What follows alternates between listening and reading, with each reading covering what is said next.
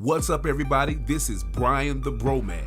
Welcome to another episode of Bromadic Life Adventures. Today, I'm going to show you how I earn money with my RV. Let's go.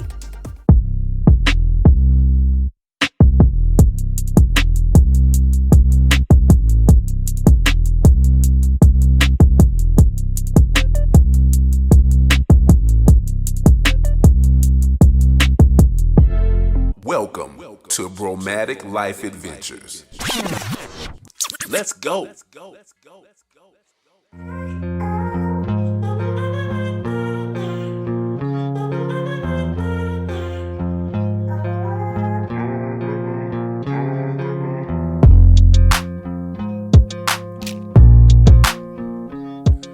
What's up, everybody? Once again, welcome to another episode of Bromadic Life Adventures. This is episode number 15. It was just about 3 weeks ago that we were celebrating 1,000 subscribers. Now we're almost at 4,000 subscribers. So I just want to thank you, all of y'all who have subscribed, all of y'all have supported my channel, all of the positive comments that you have left. I really appreciate it. We would not have gotten to this point without you. So let's get right into it. Back in episode number 11, I explained to you that the reason why I was not able to use my brand new RV for the first 2 months that I had it was because I had placed it on the RV Share rental platform. I explained to you that I did not want to go into details at that time about the specifics of how RV Share works. I was just mentioning that RV Share was the reason why I was not able to use my RV for the first 2 months. You all asked in the comments, and I promised you that I would return with a full episode on specifically how RV Share works and how I've used it to help me generate income. Before we get started, I want to give the disclaimer that RV Share has so many different variables on the website for you as the person renting out your RV. It's impossible for me to go over every single element of RV Share. However, I do want to go over those things that directly relate to making money. So here it goes. There are actually two different RV Share platforms that I rent my RV on. The first is RV Share, and then also I use Outdoorsy. It's the combination of these two rental platforms that allowed me to keep my RV rented out for the first 2 months that I had it. They're pretty much similar, just a different way to work around each. So we'll mainly just focus on RV Share. So just like any other website, you would go and you would set up your login. You'll be able to log in with Facebook, Google, or your Apple account, or just regular email and password. And once you enter that in, you go ahead and log in, and it'll open up to the RV Share homepage. Right now, I'm on the dashboard. If you look, you'll see that I have my Jayco 2022 Whitehawk BH listed as the RV that I'm going to be renting. Now, I know that you're watching this video because you really just want to know what your income earning potential is. So I have skipped directly to the rates section. If you look at the rates section, you'll see that it starts out with the nightly base rate. What I like about RV Share is they give you all of the customizable creative control over whatever price you want to set your RV at. Right here where it says weekday nightly rate, which is Sunday through Thursday, I have set mine at $124 per night. For weekend nightly rate, which is Friday through Saturday, I've set my rate at $150 per night for the rental. Now, if you look up here, you'll see something called recommended pricing. If I were to click on this button, that would activate recommended pricing. This is something that RV Share has put together based on their analysis of other people that are renting out their RV that is similar to my RV. That is set up and that is done so that we'll have, knowledge that will allow us to be more competitive, because most people will want to choose RVs that are a little bit less in price so they can save money. What they have recommended for Sunday through Thursday rentals is $124. What they have set for their recommended Friday and Saturday rentals is $133. Again, I set mine at $124 to match their Sunday through Thursday rental, but I went up from the $133 to $150 for my Friday through Saturday rental. Now, if I go down to extended stay pricing, this is for those potential renters who want to stay for a little bit longer or rent your RV out for a little bit longer, and you kind of want to give them a little discount for renting out, a few more days than normal. If you look right here, the weekly is from 7 to 29 days. So this allows me to set my price by giving a discount. I said, let me give them a 10% discount. If they were to rent from 7 to 29 days based on the rates that I've set, they would get a discount of 10%. So their average per week amount that they would pay out is $828. If I go down here to monthly, this is if we have any potential customers who might want to rent for 30 days or more. I'm giving them an additional discount. I set mine at 15% if they were to rent for 30 days or more. Based on the prices that I've set, that would give me an average of $3,351. Now, I said that'll give me. That doesn't exactly give me. That's the amount they would pay. Of course, RV Share is going to take out their cut. Right here, it says a minimum and maximum stay. This allows the minimum number of days that they have to rent the RV out. I am not going to rent my RV out for only one day.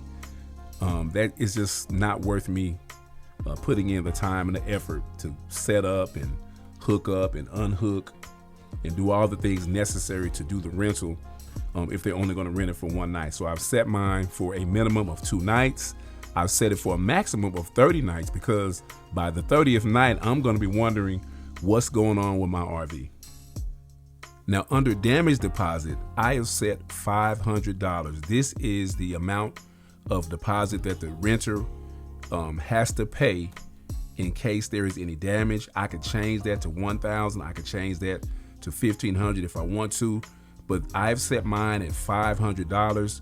This is an amount that RV Share will hold until I give them the okay that everything is fine, there was no damage to the RV, and they would refund that money back to the renter. Now, this section right here is if you can think of any other type of fee that you as the owner want to set for your RV people to pay, that's up to you. One of the things that I have set is a cleaning fee, a one-time cleaning fee of $50. It doesn't matter. Anytime you rent my RV, you're going to pay an extra $50. Most of the time, mine has been clean. I must say my customers have taken good care of my RV. Basically, I just have to go wipe down counters and maybe mop. But for the most part, they've taken really good care, but I still charge a $50 upfront cleaning fee. Now, here are some optional fees that I've included. I do have a generator that if for some reason they want to go RVing or camping off grid, they need to have a generator. If they don't have one, they can rent one from me, but it will be $50 per night. Again, these are add-ons that can contribute to the amount of money that you make from each rental. I also have a tank dump fee. Now, this tank dump fee, if they choose to, to dump it themselves, that's fine. Most of mine have chosen to dump it themselves. If it's not dumped, I'm going to hit them with a $50 fee. Again, these things have added on to my rental income that I've received. That's something that you want to make sure that you include. So, as you can see, with the ability to be able to set your own daily rental rates, plus the ability to be able to charge for add-ons, there is a lot of potential for earning extra income through renting out your RV. Now, let's take a look at some of my actual RV rentals so you can see just how much money I was able to make from each rental. So here's a rental that I did from October 6th through October 9th. It was a rental that was for 3 nights. As you can see, my rate was a little bit lower. I had it set at $110 per night. The base total rate was $330. Under fees and taxes, you'll see that there was a service fee that RV Share charges that was $38.70. Insurance and protection was $106.64. If you are going to rent your RV on RV Share or any other rental platform, it is my suggestion, you can do what you want, but it's my suggestion that you require the customer to pay insurance and protection. Even if they tell you, well, we have our own insurance, my suggestion is to go ahead and have them required to pay this, just to make sure that extra coverage is there. The total amount of money, which was the reservation total that the customer had to pay for this rental, was $575.34. After RV Share took out what they took out, I made $322.50, including a $25 cleaning fee that I forgot to mention. $322 is not a bad amount of money to put in your pocket. Now let's look at another one. Now this was a rental that I did from Sunday, October 9th through Sunday, October 16th. So for about a week, the renter paid a total of $1,161.30. He paid $960.90 in full. His insurance and protection was $200. Again, because I make sure my renters have the mandatory insurance protection. He paid $500. Of course, he got that back. The RV Share owner fees, which is additional amounts that come to me, was $220.39. Now, part of this was the setup fee as far as getting the RV ready and the cleanup fee included. And also, I actually had to drive this RV and set it up at a campground that was about an hour and a half away. And of course, I charged for that. By the time this rental was over, I was paid $661.17 for this rental.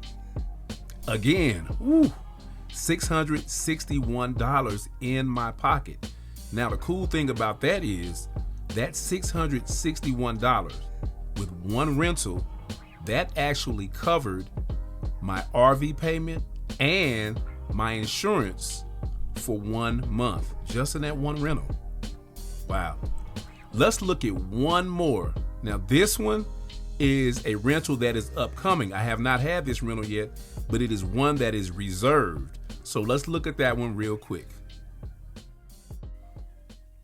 Now, this is a rental that was reserved for this coming July. So they reserved it several months in advance, from July 23rd through July 29th. As you can see, the rental rate is $129.17. It's a 6-night rental. Just for the rental itself, it is $775. If you look up here, they had the deposit. I had to deliver it, so it was an extra $100 I was able to charge. The service fee that RV Share charged them was $87.75. Their insurance and protection was $258.37. The amount that they had to pay out was $1,321.12. Of course, that included the cleaning fee. And of course, I'm gonna hit them with another $50 if they don't dump it. The amount I'm receiving is $731.25. Wow, $731.25. So I just showed you only 3 of my rentals. One of them was $731.25. The second one was $661.17. And the first one I showed you was $322.50. For those 3 rentals, that gave me a total of $1,714.92. So it averaged me per rental, that averaged me $571.64. That was my average just for those 3 rentals. I hope this has been helpful for you. If you've been thinking about RV share, I would say give it a try. I know some people don't like to, one of the questions I've been getting was, how do you trust people not to damage your RV? I know that that's always a possibility. That's why I, make it mandatory that everybody has full insurance coverage, the full insurance that RV Share offers. And thankfully, I haven't had any issues with anyone damaging my RV. Well, I hope this has been helpful. Again, this is Brian the Bromad. I appreciate you watching this episode of Bromadic Life Adventures. If you have not subscribed and you enjoy this channel, please subscribe. And if you like this video, please go ahead and hit the like button. That will help my channel a whole lot. Also, if you think you know someone who might be interested in this type of video and this type of content, share this channel with your friends. Until next time, peace and be safe. Thank you for watching this episode of Bromadic Life Adventures. If you thought this episode was cool, click on the like button and share this channel with your friends. If you have not already done so, I invite you to click on the subscribe button so you can subscribe to this channel. Don't forget to click on the notification bell so that you may be notified anytime a new episode is released. If you have any positive comments, please leave them in the comments section. All these things will help me grow my channel and make it better. This is Brian the Bromad. God bless and peace.